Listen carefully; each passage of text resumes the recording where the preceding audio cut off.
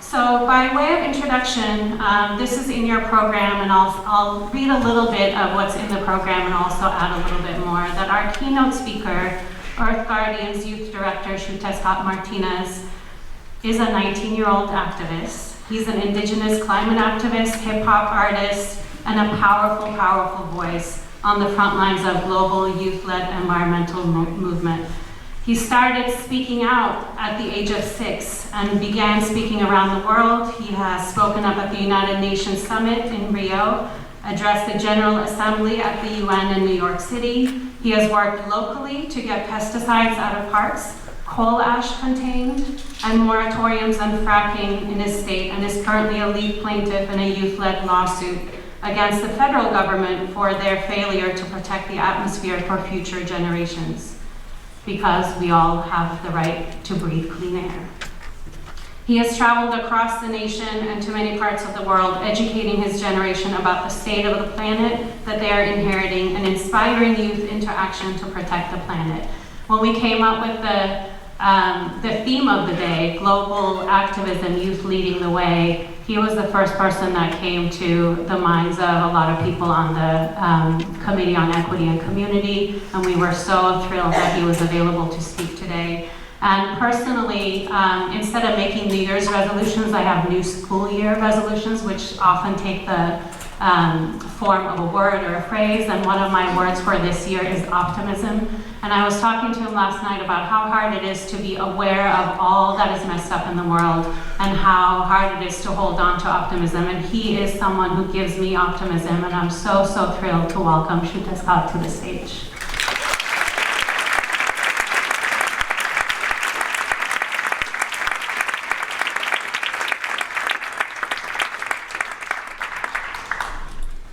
What's good, everybody?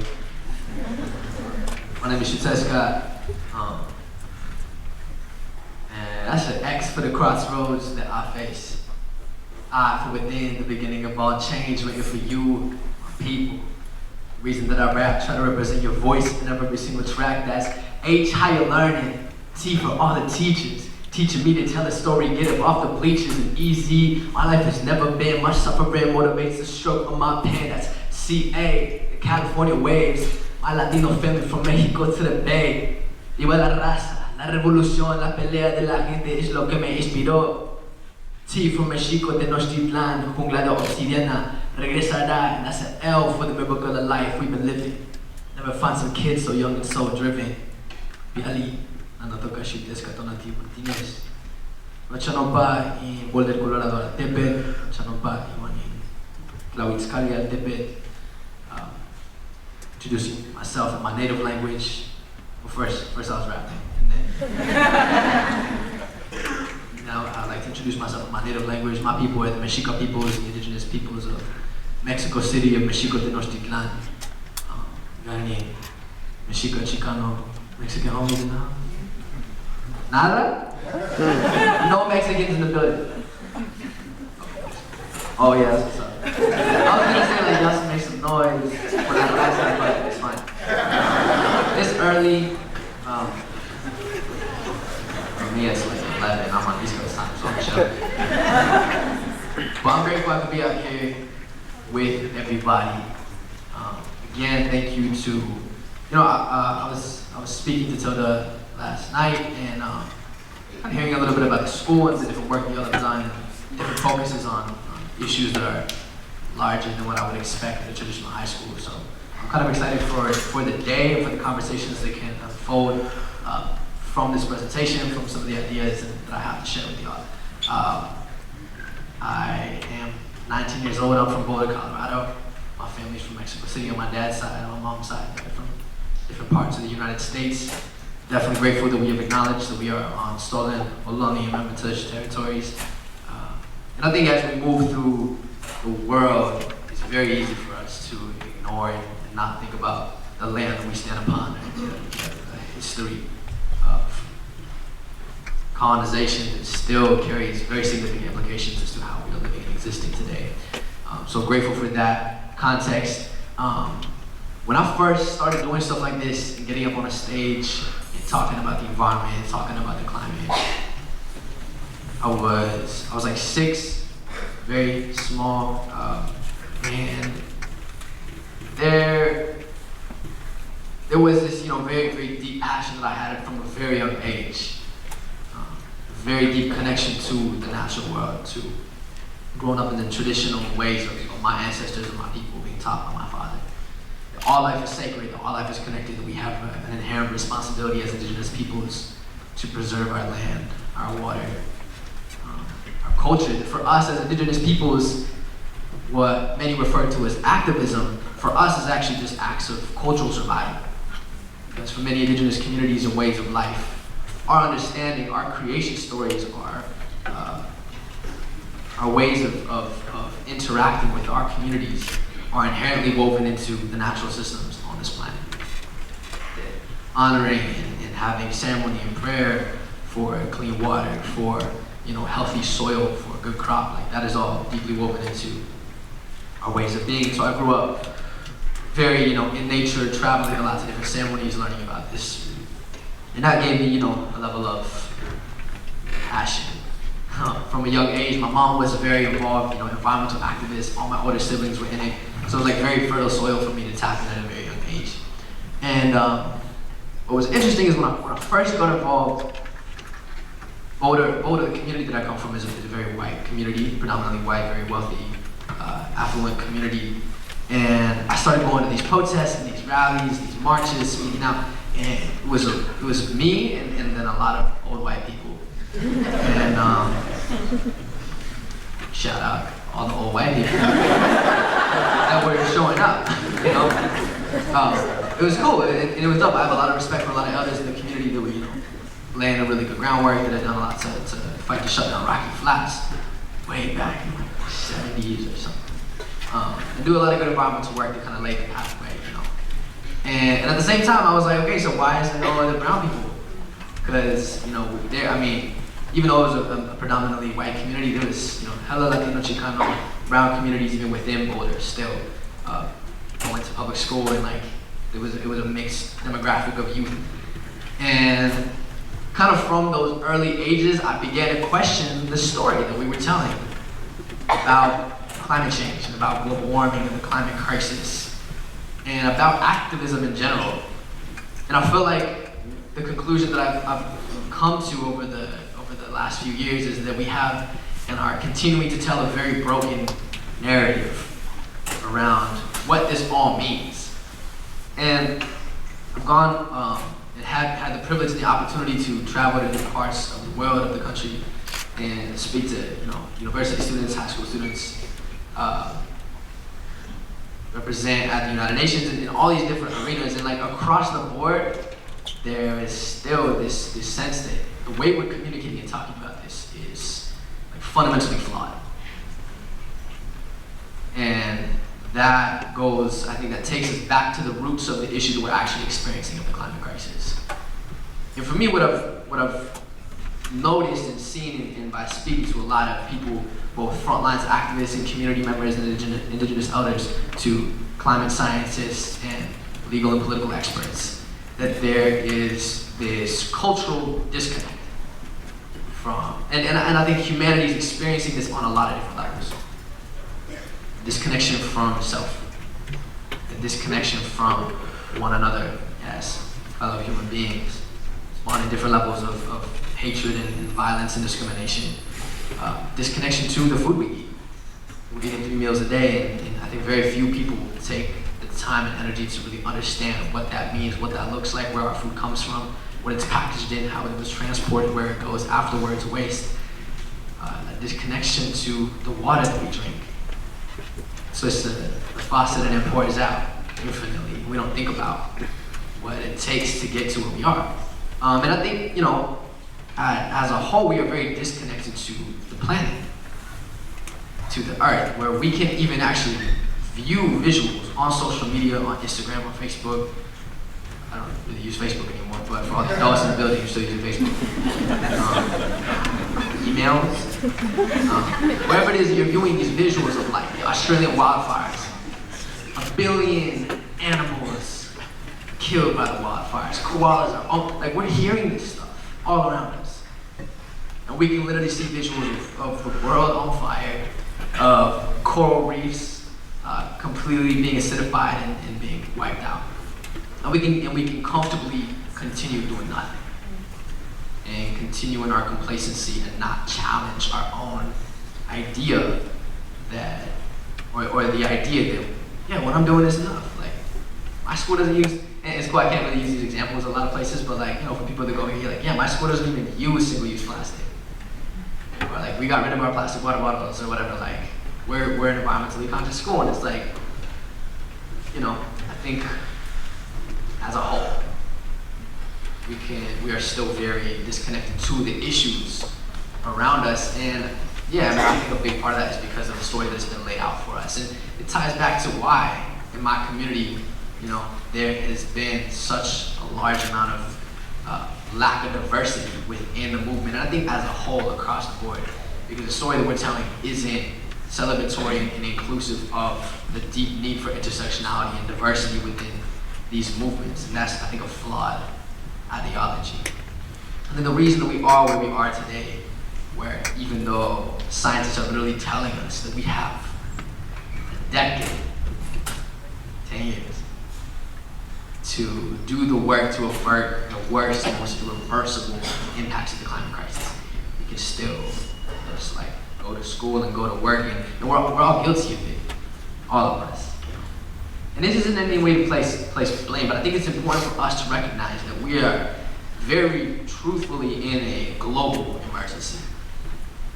And very few people are acting like it. And one thing too is the story around the crisis and the wildfires and the storms and the disproportionate impacts on communities of color and indigenous communities, the environmental racism, all of these stories are so much more highlighted than conversations around solutions.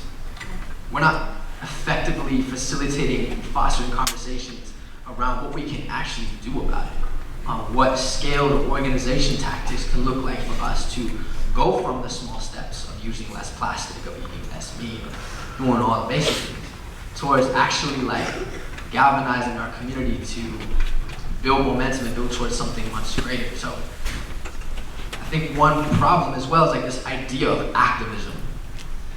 It's not inviting to a lot of people. And let's just try this. Like, raise your hand if you really, like, please don't raise your hand if you don't identify with this. Raise your hand if you genuinely like consider yourself an activist.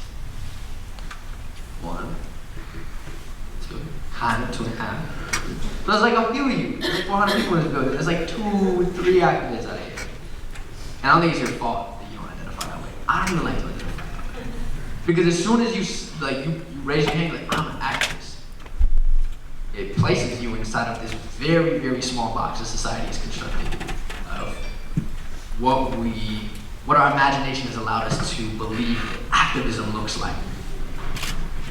It is a very narrow, like linear story of protest, and this is not me like hating on activists, but I'm hating on, I'm challenging the mainstream idea of activism that has kept so many people disengaged. And it's like, why can't our story be more than just, you know, protesting and calling our elected officials and like chaining ourselves to pipelines? Like all this traditional idea I think that's been taught to us is non-inclusive. It oftentimes doesn't celebrate or talk about the deep need of diversity, not just of, you know, racial representation or gender, but a diversity of ideas, and a diversity of thought, and a diversity of expertise. We are entering a phase right now where that traditional methods of activism that look a lot like that is not enough. If we had millions of people in the streets like 10 years ago, and that was, you know, kind of like the height of our work within the climate movement, maybe it would have been enough at that point in time. But we are reaching tipping points on a regular basis. Many of y'all living here in California remembering the wildfires, maybe directly impacting you, your air quality, families around you, communities in the surrounding area. But like this is getting more visceral, more real every day, every month, every season. And for me, it's these stories that challenge that mainstream notion of what activism looks like that have helped me, anchor myself in something real. And one example that has been really powerful for me is what happened at Standing Rock. And for those of you who don't know, very briefly, there was an encampment. It was thousands of indigenous communities and allies that over the course of around a year built an encampment in North Dakota to protest the pipeline, to protest the construction of a pipeline through sacred indigenous territory. And it looked different than anything that I've experienced, any place that I'd ever been. And again, I was here for a very brief time, but I like to bring it up because when we went to the front line, it wasn't just like protesters and activists and like radical people that were out there saying like, F capitalism, like, you know, F the government. No, it was really like grandmas and grandpas with their ceremonial instruments standing at the front line, like looking at like militarized police force, and we're trying to remove them from their territory to build this pipeline. It was like kids riding around on horseback through the encampment. It was mothers and fathers cooking meals for hundreds of people that were out there to support this vision of preserving clean water, of challenging these colonial systems that for generations, for hundreds of years, have displaced and oppressed indigenous communities. This resistance to this pipeline wasn't just about like, oh, this is a bad pipeline, or we don't want it. It was actually challenging the whole like colonial infrastructure that has consistently damaged our communities. When I was there, I actually rode a horse for the first time. It was terrifying. And then the guy helped me get on the horse, and he goes, all right. And he like slapped the horse, and then just started like running up. I had no idea what was happening, how to control it. So I was not like happy and chill like those kids. But there were a lot of young, happy, chill youth that were out there that were taking time out of school. There were parents that also were taking time out of their work to go and be a part of an energy that was, I think, fundamentally founded in love, in this deep love for their communities, for water. It was this like connective tissue throughout the movement that was so powerful. And at the end, the encampment was evacuated. There was a lot of human rights violations that happened from the police force that was on that territory. There was a lot of trauma that was inflicted. There was a lot of pain. They built a pipeline, and since the pipeline has spilled, multiple accounts. And one thing that people don't often talk about is during the year that the encampment was up in the Standing Rock community, there was not one suicide on the Standing Rock reservation. And maybe that doesn't mean a lot to somebody who hasn't grown up on the res or doesn't have friends on the res, but on reservations and in indigenous communities, the suicide rate is more than double the national average, especially amongst young girls. And being around a lot of Native people my whole life and within, United States indigenous communities, like, we're getting calls all the time from relatives who have passed away, uncles who have taken their life. It's an epidemic.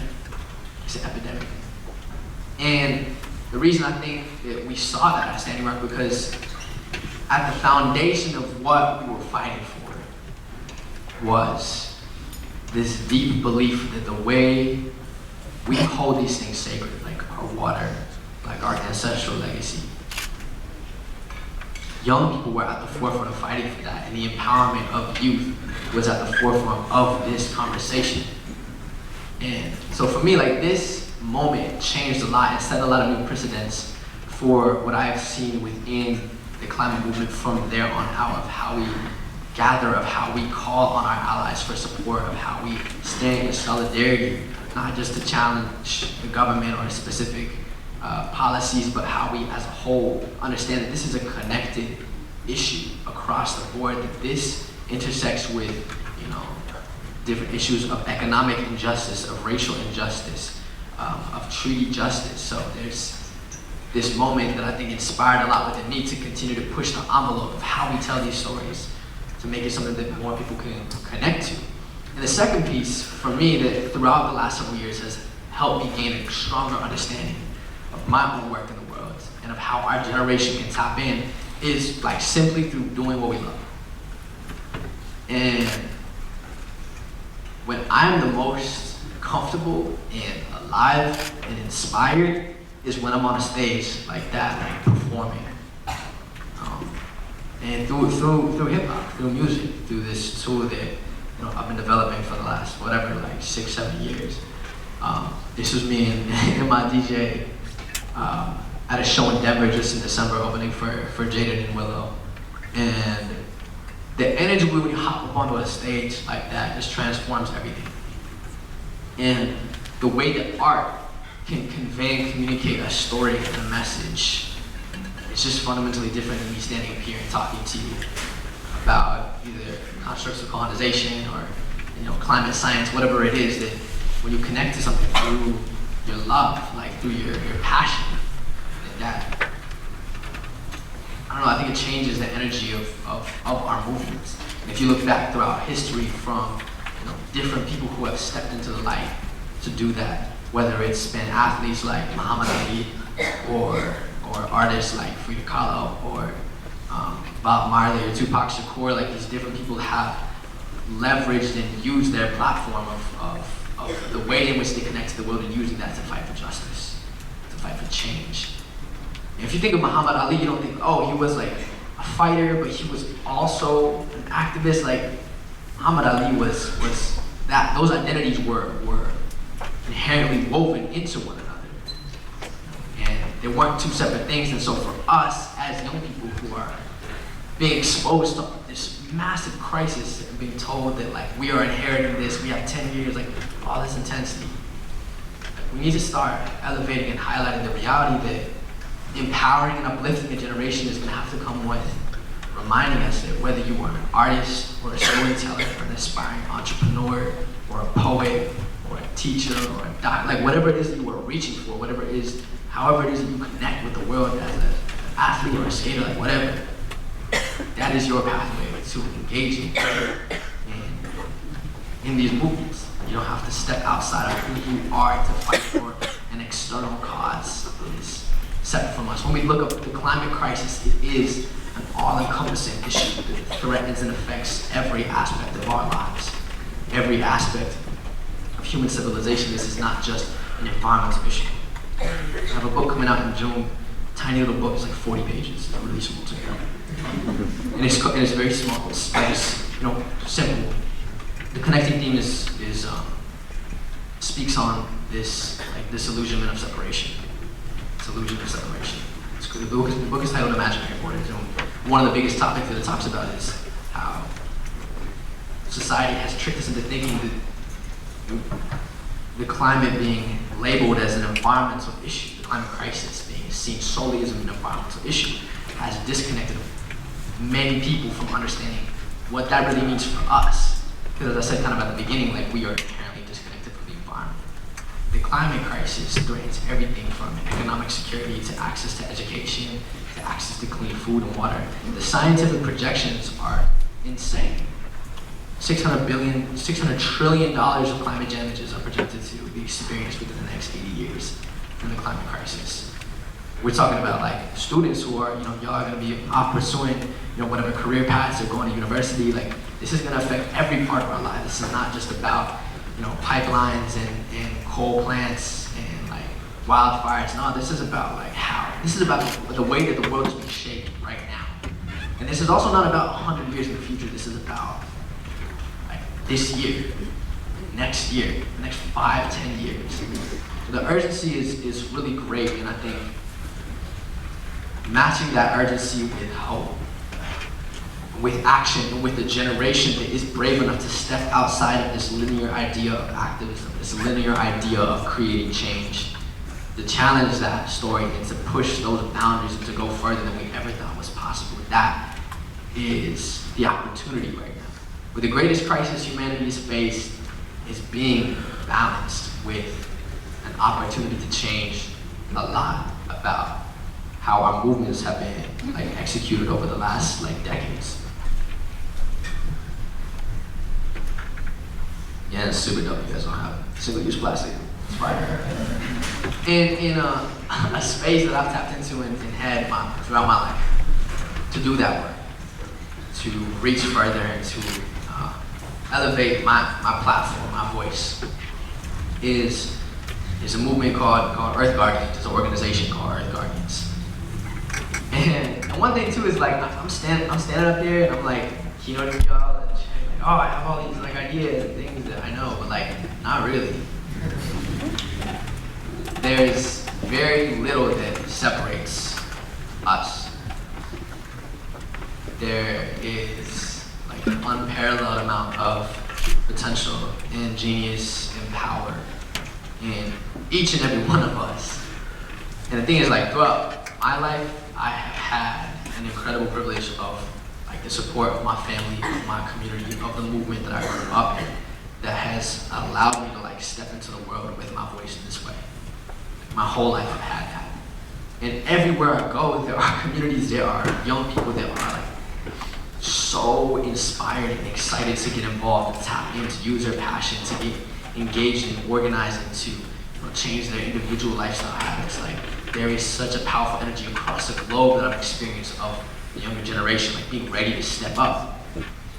And there are a lot of the roadblocks are because we don't have those supportive families, we don't have, faculty or staff or teachers that we can go to, we don't have friends that we can talk to about these things that we believe in, that we are fighting for. And so my life's journey moving throughout these next couple of years is to build and strengthen that platform for every young person on the planet to be able to tap into. And more these days, we are seeing young people kind of taking to their, like using their voices and kind of standing outside of what is traditionally been projected upon what young people can do and how we can associate and connect with the world.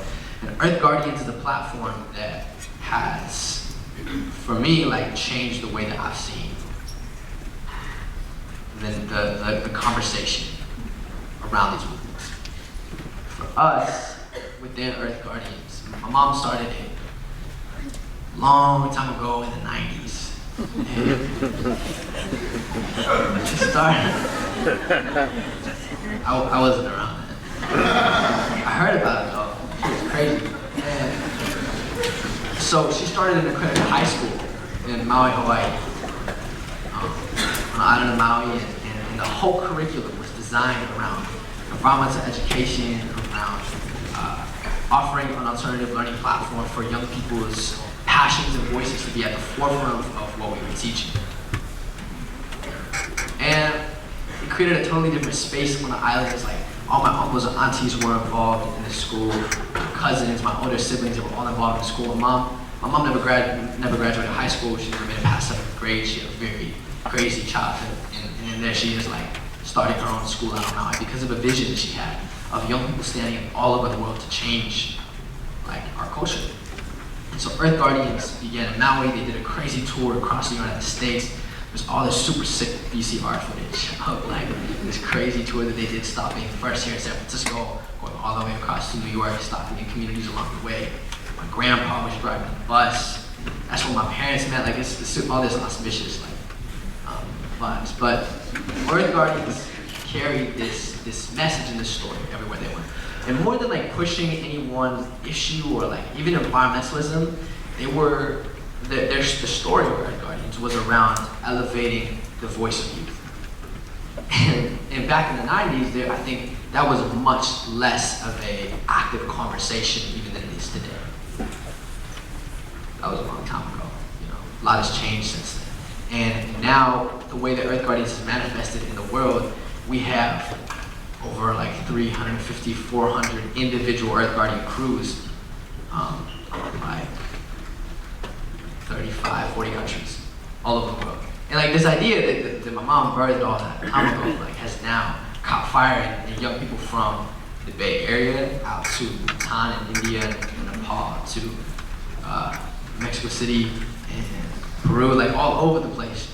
Young people are carrying on this idea that our generation, we are not just the future. It's like a very vague idea of future. No, but we are here right now. And our voices and our engagement in these conversations are absolutely critical. They are going to shape everything about how our future is determined. So Earth Guardians, we have a chapter here in the Bay Area. We have a couple of chapters actually here in the Bay Area that are doing incredible work. And for like young people in the audience right now that are looking for that next step forward, further than just the conversations that are happening today, further than just what you're gonna hear on social media or like the woke pages you follow or whatever. Like there are so many pathways towards taking whatever it is you have and applying it to the world. And it's so needed. Now it is so needed more than ever. But we need people to come together and build these bridges more than ever. And I guess the last piece I wanted to close with is just like a reflection and really looking at the moment that we're in right now. And this photo was taken in New York City this last September at the climate march that happened out there at the Fridays for Future strike. And Greta was there, and Jaden Willow put up and played a set, and it was crazy. Like there was like tens of thousands of people right there. There was 350,000 of us that marched through, and it was all young people, and I felt super old. Like now that I come to high schools, even I'm like, dang, I'm so old. Because when I started in this, I was like lecturing at universities, and I was like 12 years old, 13 years old. Everybody was like way bigger than me, and now I'm like 19. It's just like a different vibe, but I was out there at that march and it was all like 15 and 16-year-old like young high school organizers.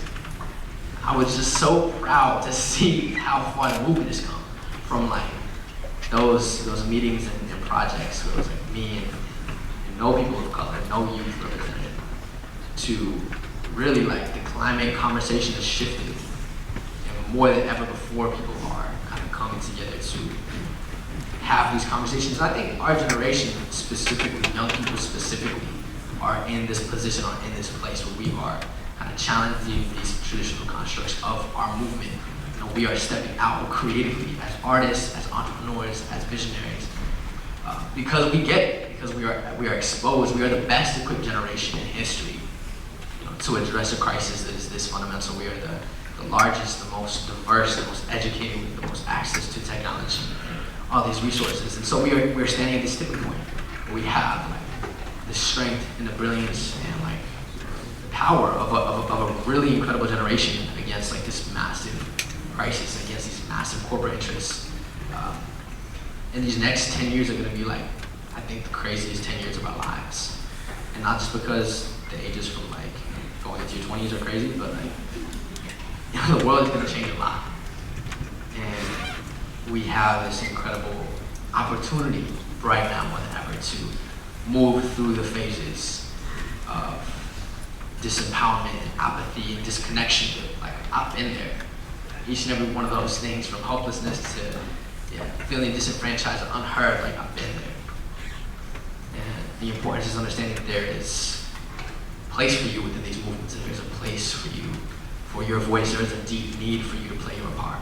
Regardless of how small it is or where it begins, there is a deep need for you to play your part. So I'm gonna close with a verse. That's okay. Cool. And it's gonna go like it says, and all my people got their hands up. You can show yourself out if you came to see something average. We came as a family, not an industry standard. I'd rather drown together than leave my fam behind than I wouldn't have shit. Hope you can feel the magic. Trying to live my life grounded, steady, finding the balance. Raised by warriors, ready for any challenge. You hype on the small swells, we were born to ride mavericks. See, this is the turning of the tides. There I was, 6 years old, my eyes wide open. I saw the storm city swallowed by the ocean. Humanity messed up, look at the world broken. I want to see the borders open. I wrote this music, it was something I found hoping. My generation finally seeing the web open. Everything is connected, our generation was chosen to guide the way to the light. And see, this is our movement. We walk on roads paved by every great leader of every revolution. We doing it our way. And this is a celebration. If love is resistance, resisting is in our nature. We'll show up by the thousands, people of every nation will summit the highest mountain and prove to them we can make it. It starts right here, right now. Every one of you has light within, now is the time to shine out. Hands up if you feel it too. I said this music is a movement, it's proof if you feel it moving you, because the power of the people is more powerful than people in power. I believe that this can be our finest hour. Thank you.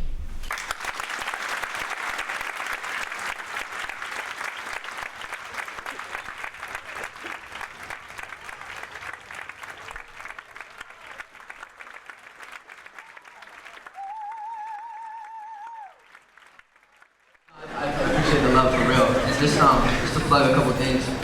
Earth Guardians, actively involved here in the Bay. If you're trying to get involved, if you're trying to start an Earth Guardian crew as a part of the school club, to integrate our curriculum and our connections and our resources into the work that's already being done in tapping at Earth Guardians. They kind of cut it off, but Generation Now is another project that we started. If you want to check it out on Instagram, social medias. Tilda told me that I could give everybody permission to pull out your phones to put in these ads to take photos of the screen. At Generation Now, my handle is at Xiuhtezcatl. I'm gonna be back here in the Bay. I low-key feel like I should move to the Bay. I really like it out here. The vibe is crazy. I love the music scene, that high vibe. It's crazy. So that's my handle on socials. One last thing too is right here in the Bay, the Earth Guardians, they're helping organize an action for next week where a bunch of students are gonna go down to the Capitol to protest the teacher pension fund that is actively heavily invested in fossil fuels. And so they're actually offering resources to send buses through to different high schools and middle schools to pick up students that don't have access to get out to the Capitol necessarily, and bring them out there. There's gonna be a march, there's gonna be an action event. Everybody plug your phones if you're interested. You guys can take a picture of this flyer. And yeah, so this is like a collective project. Sunrise Movement is involved, Earth Guardians is involved, 350.org. So if you guys are interested, you guys can hit me up personally. This is my Instagram, and I can direct you towards people that we can talk about. You can tweet me if you have further questions about this shit, all that. And we're playing a show in Berkeley next month, and it's gonna be crazy. Last time we played a show in Berkeley, we played a show in Berkeley last summer at the same venue at the Cornerstone. And it was like one of the craziest shows I ever played. So we're headlining again in Berkeley. If y'all are around February 29th, put that in your calendars.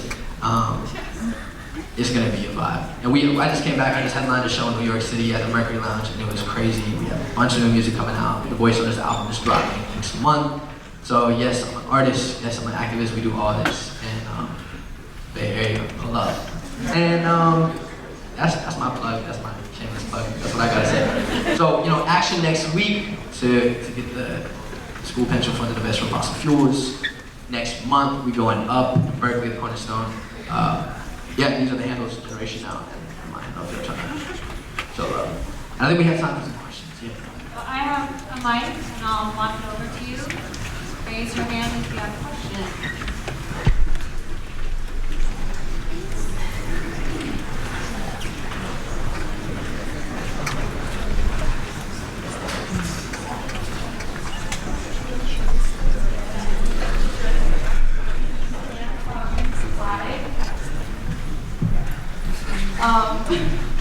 So basically, for me personally, it's hard to keep hope kind of going when I feel like the youth activists are often blocked by legislation or by the government. So I was kind of wondering, how do you keep faith? How do you keep hope going, especially when you're kind of in a dire circumstances? 100%. A lot of us can't hope, to put people in office that will represent the voices or our best interests, whether that's in the realm of, criminal justice reform, racial justice, inequity, education, climate. I've been there a lot of my life, and I can't vote, totally disconnected from the political process. One thing that's really important about maintaining hope that I've learned, because I've been where you are, I've been in that state of it's heavy. Y'all feel that? Raise your hand if you felt that sense of weight and hopelessness about the future. Whether that's World War III or climate crisis, whatever. It's crazy. It's really crazy. So what I would say is one of the most important tools that I've found is my ability to connect and engage with people around me, allies, peers, in a community that can help. Just be like that, literally at the most basic, just a support system for you as you are going through this journey, understanding and developing your voice, your own leadership, because it is very disenfranchising how much blockage there is because of a political system that is, fundamentally deeply connected to the fossil fuel industry. And so for me, it's a challenging balance, and at the same time, we have pushed the envelope a lot. Our movements, people on the ground, have pushed the envelope a lot as far as what the political conversation around climate can look like, where at least if you look at, Democratic candidates, the conversation around climate is more present than ever before because of organizations like the Sunrise Movement, because of the young people who are out there who are demanding that we have a conversation on the climate crisis. And it's not even just about political parties either, because the fact that climate change is oftentimes seen as like a partisan issue is the dumbest thing in the world. Because, party lines are not going to protect anybody from the impacts of this crisis, of the scientific projections of what the future is going to look like. So I think mobilizing and getting engaged at a community level, focusing on those smaller wins that you can reach for that will ripple out and have a larger connection and effect. And yeah, I'd say just like tap in and get involved. Like I think the best combatant for hopelessness is action. And those first steps are really difficult. And again, like Earth Guardians is an incredible resource for you to tap into that. Sunrise Movement, there's 350 Day. There's a lot of organizations out there doing that, whether it's even your local school clubs or your affinity groups, but like find people that can support you and like hold you through those moments of like being really down, and then like go out together and project those visions of what you have and what the future can be, and work on that together. It is heavy though, and I feel you, and you're not alone. There's a lot of people out there that are in your position too, and yeah, it's good. I'm just curious, you have such an interesting life story with having a vision at age 6, and that's really fascinating to me. I just wanted to hear more about that. Like when I was 6, I was in first grade, trying to do first grader stuff.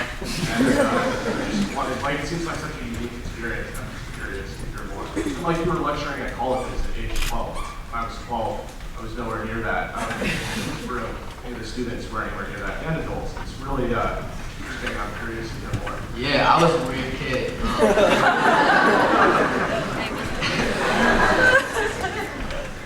And I didn't really go to school until I was like 10. I feel like that helped. I wasn't like, I don't know. I think having a very, on my dad's side, very ceremonially connected. A lot of my education, understanding of the world came through, speaking to my elders and like listening to them, being and sitting in community. And yeah, and my whole childhood, like since I was born, my family had been traveling around to, different Native communities and ceremonies across the United States, and then out of Mexico and traveling for different ceremonies, and learning just like about colonization, learning about how that has affected us to this day, learning about language reclamation and restoration, learning about my language, about my name, about what that means, about why we have long hair in my culture, of like all these different pieces, traditional dances. So there's a lot of that like I think was very grounding, and that gave me a lot of confidence and a sense of like understanding of my own identity at a very young age. And yeah, and on the other end, like my mom was very involved environmentally. She had started Earth Guardians. Like all my siblings, when I was a little kid, my older sister was running the Earth Guardian crew in Boulder at the time. They were doing massive educational programs throughout high schools and rallying thousands of people out like in the streets. And I grew up around it. I was like a baby of the movement. And at the same time, like there's also just no explanation for why I was how I was. To a certain degree, like there's a layer. Like I don't really know why.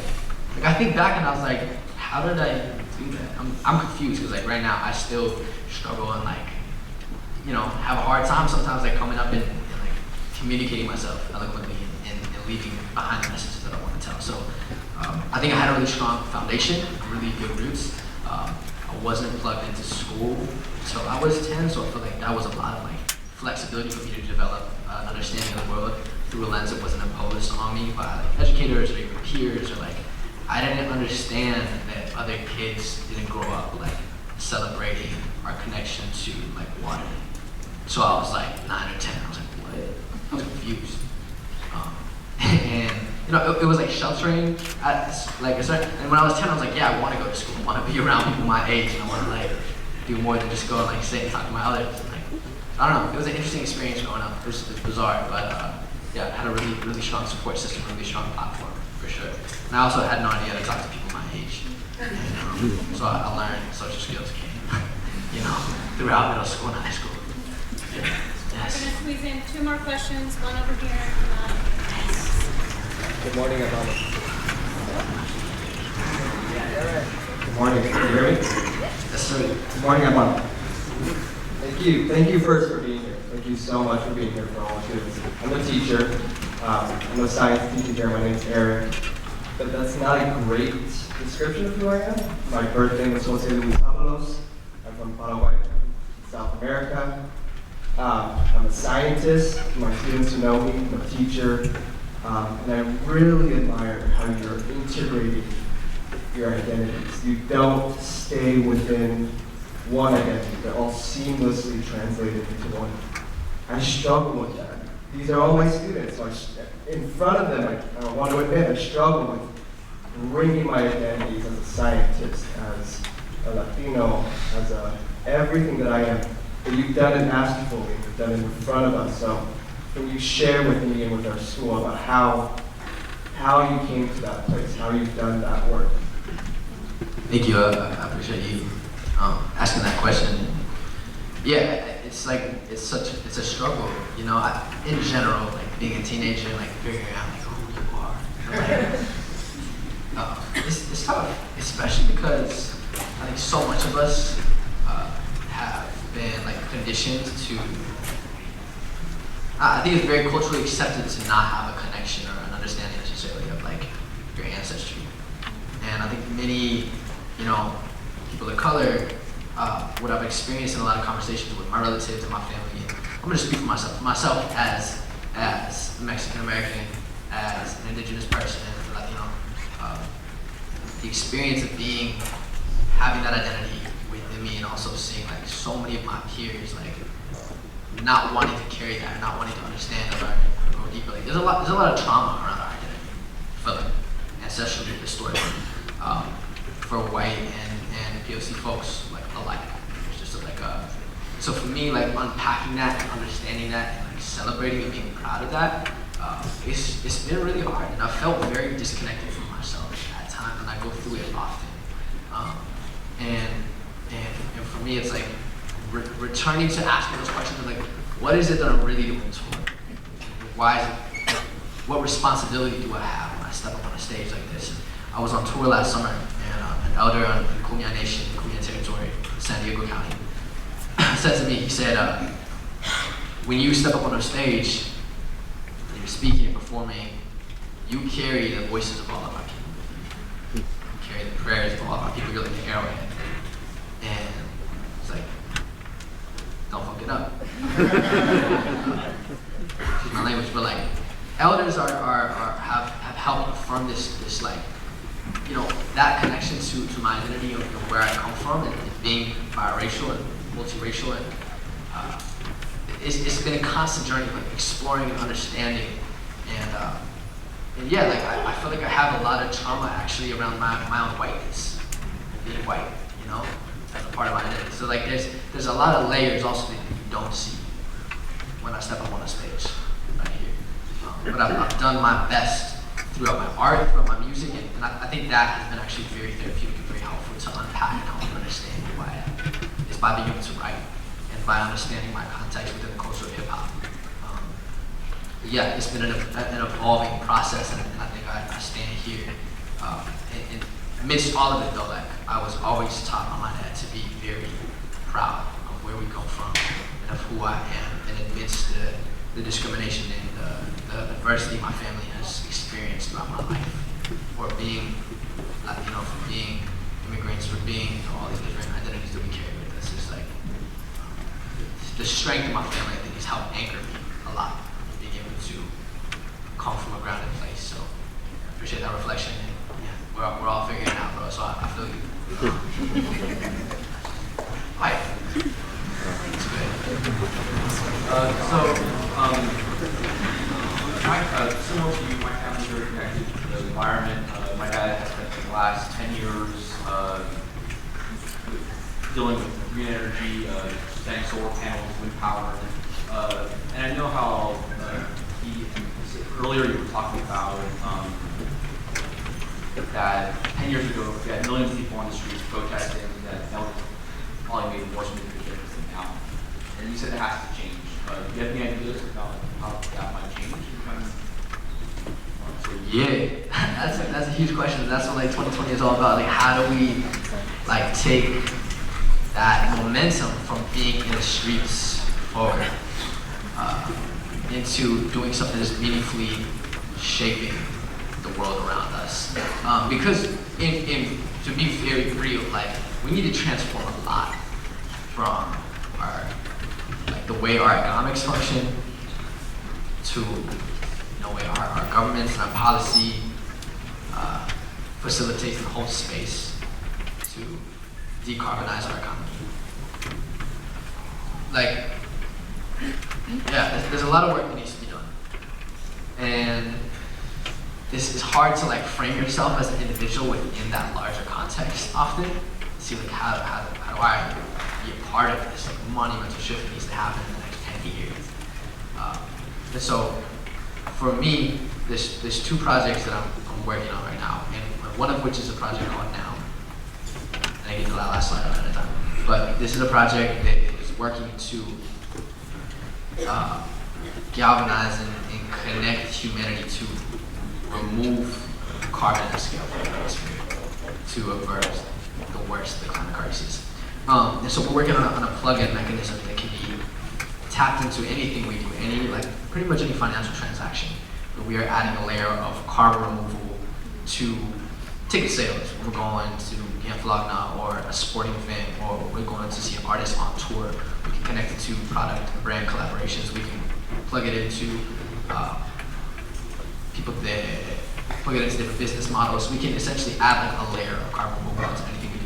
So on the back end, we're financing and we're pushing this money into carbon removal initiatives at scale that are developing and kind of going after like the most sophisticated carbon removal technologies, from like mass reforestation through drone technology to direct air capture to Kelvin and biochar, and doing that in connection with building relationships with communities on the ground that are helping facilitate this process. So 2020 we have a project in the Pacific Northwest. We're going to be reforesting 100,000 acres on indigenous territory of the Pacific Northwest, the community out there. And so it's two parts, because one of which is how do we do more than just like plant seeds and like remove carbon, and how do we add a deeper layer of like effectively engaging with that community and understanding what does reforestation mean for these communities. How do we support at a greater scale than a lot of these like tree planting companies have done to different communities in the past. So we're troubleshooting a lot, but essentially we're working to launch. Right now we have a functioning subscription service. Anybody anywhere can pay 5, 10, 20, 50 bucks a month to get your parents on it to be removing carbon from the atmosphere every single year. Financing these drone projects. We're going to be launching, as I said, biochar, kelp, like hemp production, like all these different projects we're going to be launching the next year. And that just adds a layer of like tangible impact to what we do. This is not like, let's do this and sign up for a subscription instead of taking it to the streets. That's not it. We need a very holistic approach to our solutions. We need political action at an economic level, at a community organizing level. We need to be holding shareholders and individuals responsible. There's like a whole layer, a whole web that is really needed. And so what I see the climate movement gearing up towards is I don't say that specific word, but like towards kind of a pathway towards continued amplified impact that goes to actually transforming communities from doing stuff like just marching in the streets to actually challenging local legislation, challenging and putting people in power that are going to be representing the voices of communities, to really looking at alternative energy solutions as a bridge away from fossil fuels. And how do we implement that and fight for that at a community level? This project now is like one of the many layers to that. And yeah, I don't know, being politically engaged I think is really important too. And I think having conversations that break down these ideas that the climate crisis is a partisan issue is so absolutely important, because we need people from all sides of the political spectrum like united now more than ever to talk about how we are going to move forward, how this crisis we are facing is an incredible economic opportunity, that we have the opportunity to like redesign our economy and step truly into the future and abandon this like decaying model of digging up dead dinosaurs from the earth to like fuel our lives. So it's going to be it's going to be like a huge transition. And as far as like the specific clear pathway, I'm not clear on it yet. I don't fully know, but I can tell you that there's a lot moving in that direction of like, okay, we need to step this up. We need the masses engaged in the streets, in our ports, in our communities at a political level, and at the same time, we need to draw like a shit ton of carbon out of the atmosphere. There's over trillions of the carbon in the atmosphere that are excess that we actually need to remove, in addition to stopping the excess, putting of carbon in the atmosphere. So it's a long process, and we in it together. We got this. And thank you all for your questions.